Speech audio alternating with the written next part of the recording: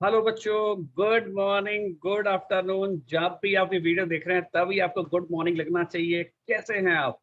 I hope कि आप लोग सब सेफ होंगे और सब घर पे बिल्कुल अच्छे से पढ़ाई कर रहे होंगे, और हम यही चाहते हैं। उसी कंटिन्यूशन में केमिस्ट्री में आपका इंटरेस्ट बिल्डअप करने के लिए मैंने एक बेसिक क्वेश्चंस का एक वीडियो सेशन रेगुलर चालू किया है, जिससे कि आपके केमिस्ट्री में इंटरेस्ट डेवलप हो। तो बच्चों के कुछ क्वेश्चंस होते हैं, वो क्वेश्चंस मैंने यहाँ पे उठाए, और क्वेश्चंस उठा के उनको मैं आपके सामने केमिस्ट्री को इंटरेस्ट बनाने का प्रयास कर रहा हूँ। तो क्या आपको ये पसंद आएगा? ऐसा हो ही नहीं सकता पसंद ना आए। देखिए, चलो स्टार्ट करते हैं। सो एक यहाँ पर क्वेश्चन है एक बच्चे का। उस बच्चे ने क्वेश्चन पूछा है, क्वेश्चन पढ़ सकते हैं आप। Does ice melting make more water in cup of water? इसका मतलब है कि आइस को एक कप वाटर में रखें तो उसकी मेल्टिंग से ज्यादा पानी बन सकता है कि वो पानी कप के बाहर निकल जाए। आइस को पूरा ऊपर तक भर दिया और उसको मेल्ट किया तो वो ज्यादा पानी बन जाए, कप से बाहर निकल जाए। तो इसका आंसर है नहीं, नहीं, नहीं। आप ये पिक्चर देखो एक बार, ये तो आपका इंटरेस्टिंग है, फिर इसको बताते हैं। ये पिक्चर देखो, बड़ा इंटरेस्टिंग। आइस डाल रहे हैं, अरे ये तो एंजॉय के लिए केवल। असली पिक्चर तो ये है। तो यहाँ पे आपका अगर आइस आप ऊपर तक भर देते हैं और फुल भर देते हैं ऊपर तक, थोड़ा और ऊपर भर दें, तो भी वहां पर वाटर यहाँ पर कम ही बनेगा, कप के बाहर कभी नहीं आएगा। कितना भी भर दे आप ऊपर तक, ढेर लगा दे, तब भी नहीं आएगा। उसका रीजन क्या है? बहुत ज्यादा बारीक पाउडर में अगर आइस भरेंगे, आइस क्यूब भरेंगे, तब भी बहुत ऊपर तक भरेंगे तब पानी बाहर आ सकता है, क्योंकि उसका रीजन समझें आप क्या है। मैंने यहाँ टेक्स्ट में भी लिखा है और मैं आपको बोल के भी बताऊंगा कि एक्चुअल में आइस का वॉल्यूम ज्यादा होता है, डेंसिटी कम होती है। वो ज्यादा स्पेस ऑक्यूपाई करता है। अगर 200 ml का आपका कप है, उसमें आइस पूरी भर दी आपने, तो जब उसका मेल्ट होके पानी बनेगा, तो पानी का वॉल्यूम 200 से कम होगा। पानी का वॉल्यूम 196 995 होगा। ये मैं नहीं, डेंसिटी की वैल्यू कह रही है।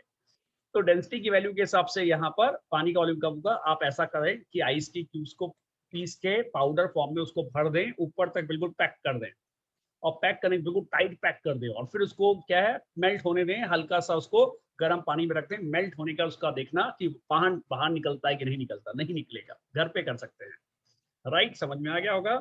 अगला क्वेश्चन एक बच्चे का था यहाँ पर कि क्या -1000 डिग्री सेंटीग्रेड जो है एक्सट्रीमली कोल्ड होता है? पॉसिबल है? -1000 डिग्री सेंटीग्रेड कभी हो ही नहीं सकता। जो अब तक जो मिनिमम टेम्परेचर ऑब्जर्व किया गया है वो है -273.15। साइंटिस्ट लोगों ने क्या किया, ट्राई किया, प्रयास किया। साइंटिस्ट लोगों ने एक पार्टिकल्स लिए, उसका टेम्परेचर मिनिमाइज करने का ट्राई किया गया, तो उन्होंने पाया कि प्रैक्टिकली हम या थ्योरेटिकली हम -275.15 डिग्री सेंटीग्रेड तक ही जा सकते हैं। ये रॉड्स है जिससे टेम्परेचर डिक्रीज कर रहे हैं। इनसे हीट नहीं, हीट खींच रहे हैं।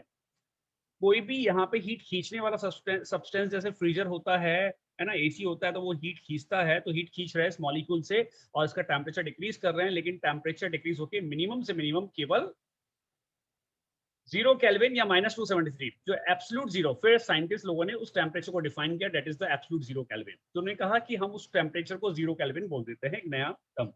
So 0 Kelvin is the lowest possible temperature, and something is temperature has lowest possible internal energy, और उसकी energy lowest होती है। So 0 Kelvin returns 0 K. Okay, no, okay, 0 K on the thermodynamic scale। और ये मैंने आपको टेक्स्ट में भी ऐसे लिखा है कि इट्स नॉट पॉसिबल। साइंटिस्ट लोगों ने ट्राई किया, बट माय डियर, यहाँ पे -1000 पॉसिबल ही नहीं है। तो वो बहुत कोल्ड होगा या बहुत हॉट होगा, कैसे डिफाइन करें अपन, है ना? तो -273 इज एक्सट्रीमली कोल्ड। वहां पे सब चीजें ऑलमोस्ट डेड हो जाती है। मान लो कि लिविंग थिंग भी नहीं रह सकता उस कंडीशन में, पॉसिबल नहीं। लिविंग थिंग -50 -100 तक जा सकता है, उससे नीचे में बहुत दिक्कत है। चलो अगला क्वेश्चन।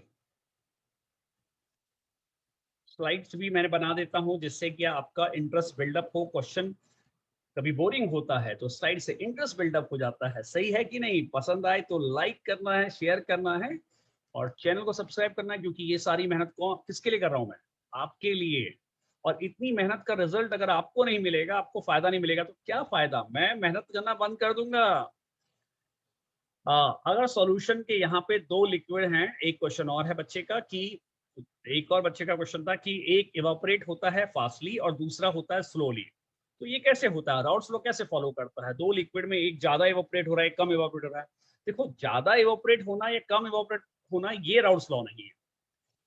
जिसका बॉइलिंग पॉइंट कम होता है उसकी वेपर ज्यादा बनती है, वो ज्यादा इवापोरेट होता है। जिसका बॉइलिंग पॉइंट ज्यादा होता है वो कम इवापोरेट होता है, क्योंकि उसमें इंटरमॉलिक्यूलर फोर्सेस स्ट्रांग होते हैं।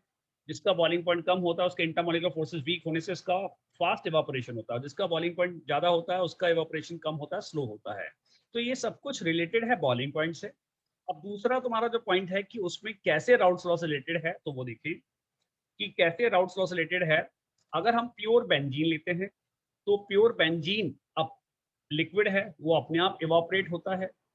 प्योर टॉलिन लेते हैं तो अपने आप इवापोरेट होता है। लेकिन जब मिक्सचर बनाते हैं तो मिक्सचर में एक दूसरे के ऊपर डिपेंड करता है। एक लिक्विड का वेपराइजेशन दूसरे लिक्विड से रुकता है, क्योंकि सरफेस पे दूसरे मॉलिक्यूल भी हैं। पहले ये बेंजीन अकेला था, खुला था। जैसे क्या होता है कि आप अकेले होते हैं तो कुछ भी कर सकते हैं, अपनी मनमर्जी का कर सकते हैं। लेकिन जब फैमिली में होते हैं तो फैमिली के हिसाब से करना पड़ता है, तो नाउ इट इज फैमिली। अब यहाँ बेंजीन का वेपराइजेशन टॉलिन से रिलेटेड हो गया है। टॉलिन उसको उतना वेपराइज नहीं होने देगा। पहले देखो, यहाँ ग्रीन मॉलिक्यूल ज्यादा थे, अब ग्रीन मॉलिक्यूल कम हो गए हैं। यहाँ पहले टॉलिन जो है ज्यादा, टॉलिन के लेकिन बेंजीन से कम है, क्योंकि टॉलिन का बॉइलिंग पॉइंट ज्यादा है। तो टॉलिन के बेंजीन से कम है, लेकिन जब वो मिक्सचर में आया तो उसके और कम हो गए। तो मिक्सचर में आने पर क्या होता है, दोनों लिक्विड के मॉलिक्यूल्स वेपर में जाना कम हो जाते हैं। लेकिन जिसकी आदत ज्यादा जाने की है वो तो ज्यादा जाएगा। आपकी अगर ज्यादा क्वेश्चन पूछने की है तो आप क्वेश्चन ज्यादा पूछेंगे। वो डिपेंड नहीं करता कि आप कौन सी क्लास में हैं। और ये राउल्स लॉ मैंने यहाँ लिख के दिया है। राउल्स लॉ अगर आपको समझना है, जानना है, तो आप ये स्लाइड पढ़ सकते हैं। दो लिक्विड को मिक्स करते हैं तो राउल्स लॉ ने बताया कि एक लिक्विड का वेपर प्रेशर दूसरे लिक्विड पे भी डिपेंड करता है। लेकिन जब उसकी वेपर बनेगी तो उसकी वेपर, वो स्लाइड पे भी आते हैं। ये देखो, पहले मैंने जो लिखा है इस क्वेश्चन का आंसर, यस, अगर हम दो लिक्विड मिक्स करते हैं तो बेंजीन टॉलिन जो है, इन दोनों में यहाँ डिफरेंट बॉइलिंग पॉइंट होता है। एक लिक्विड फास्टली ऑपरेट होता है, वो बेंजीन है यहाँ पर, और एक लिक्विड स्लोली ऑपरेट होता है, वो टॉलिन है।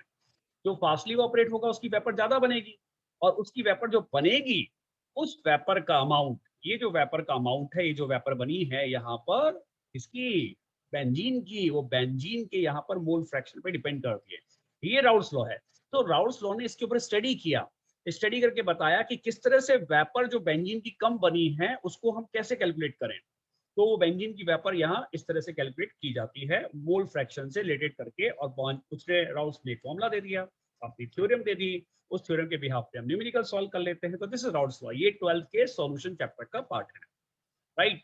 तो कैसा लगा आपको ये एक 3 क्वेश्चन का सेशन? ऐसे ही सेशन में रेगुलर लाने का प्रयास करूंगा, जिसमें आपके जनरल बेसिक जो केमिस्ट्री के डाउट्स होते हैं आपको, वो आपके मैं डील करूंगा। उससे आपका केमिस्ट्री में इंटरेस्ट जो है वो बूस्ट हो जाएगा। केमिस्ट्री में इंटरेस्ट बूस्ट हो गया तो फिर कोई रोक पाएगा आपको केमिस्ट्री पढ़ने से? नहीं, आप अपने आप पढ़ेंगे, आप दौड़ेंगे, दौड़ेंगे नहीं, उड़ जाएंगे।